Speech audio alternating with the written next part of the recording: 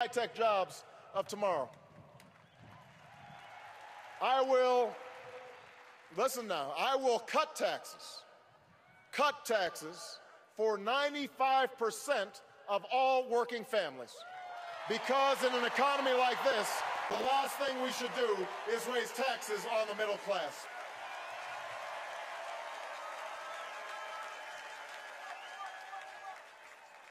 And for the sake of our economy, our security, and the future of our planet, I will set a clear goal as president. In 10 years, we will finally end our dependence on oil from the Middle East.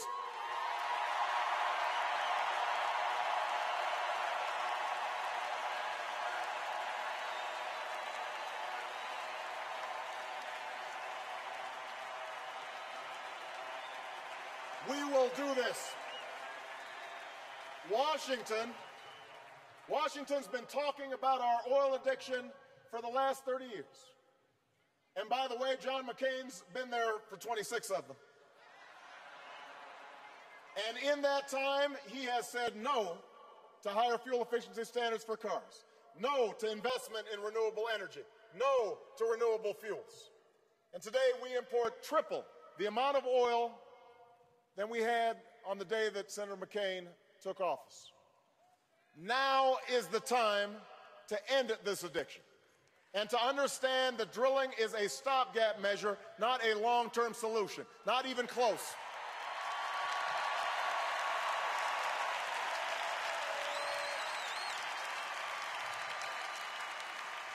As president, I will tap our natural gas reserves, invest in clean coal technology, and find ways to safely harness nuclear power. I'll help our auto companies retool so that the fuel-efficient cars of the future are built right here in America.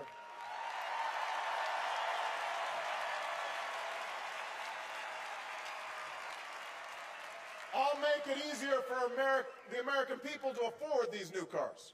And I'll invest $150 billion over the next decade in affordable, renewable sources of energy, wind power and solar power, and the next generation of biofuels, an investment that will lead to new industries and 5 million new jobs that pay well and can't be outsourced.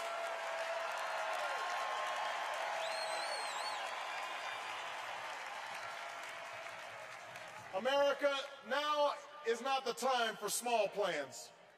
Now is the time to finally meet our moral obligation to provide every child a world-class education, because it will take nothing less to compete in the global economy. You know, Michelle and I are only here tonight because we were given a chance at an education. And I will not settle for an America where some kids don't have that chance.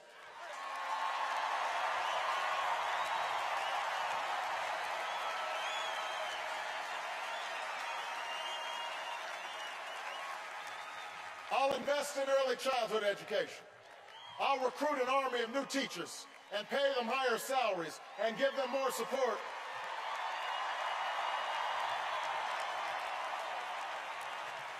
And in exchange, I'll ask for higher standards and more accountability.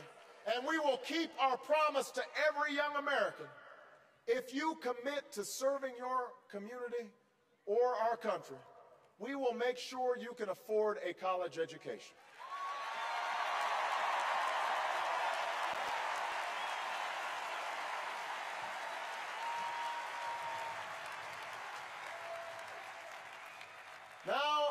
Now is the time to finally keep the promise of affordable, accessible health care for every single American.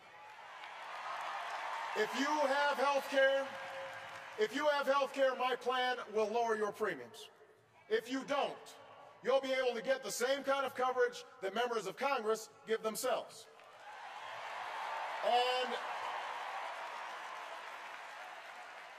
And as someone who watched my mother argue with insurance companies while she lay in bed dying of cancer, I will make certain those companies stop discriminating against those who are sick and need care the most.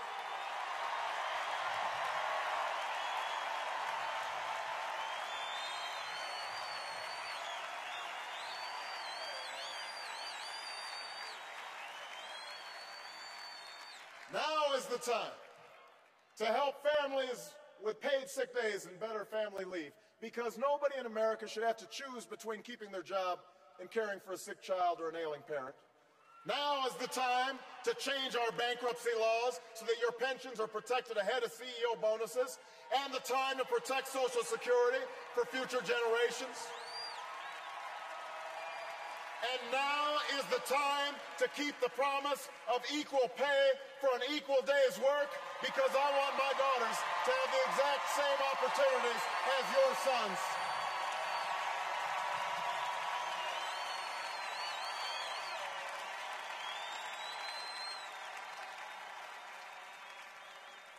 Now, many of these plans will cost money, which is why I've laid out how I'll pay for every dime by closing corporate loopholes and tax havens that don't help America grow.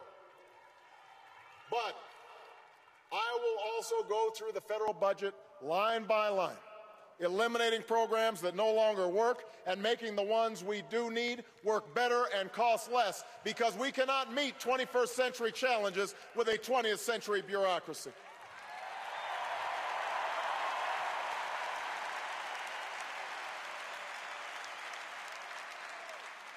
And Democrats, we must also admit that fulfilling America's promise will require more than just money. It will require a renewed sense of responsibility from each of us to recover what John F. Kennedy called our intellectual and moral strength. Yes, government must lead on energy independence, but each of us must do our part to make our homes and businesses more efficient. Yes, we must provide more ladders to success for young men who fall into lives of crime and despair. But we must also admit that programs alone can't replace parents, that government can't turn off the television and make a child do her homework, that fathers must take more responsibility to provide love and guidance to their children.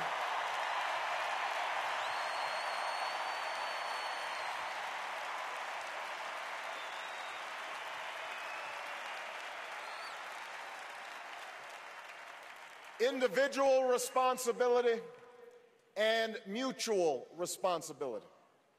That's the essence of America's promise. And just as we keep our promise to the next generation here at home, so must we keep America's promise abroad.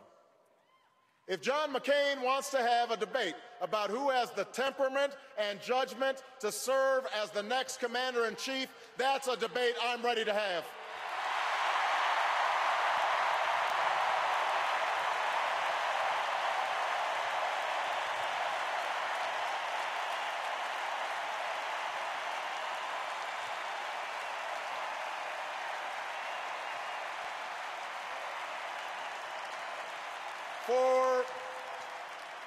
For while Senator McCain was turning his sights to Iraq just days after 9/11, I stood up and opposed this war, knowing that it would distract us from the real threats that we face.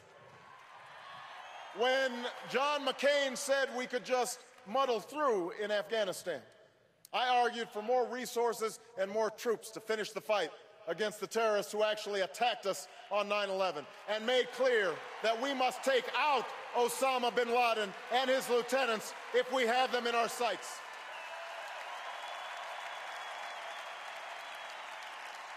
You know, John McCain likes to say that he'll follow bin Laden to the gates of hell, but he won't even follow him to the cave where he lives.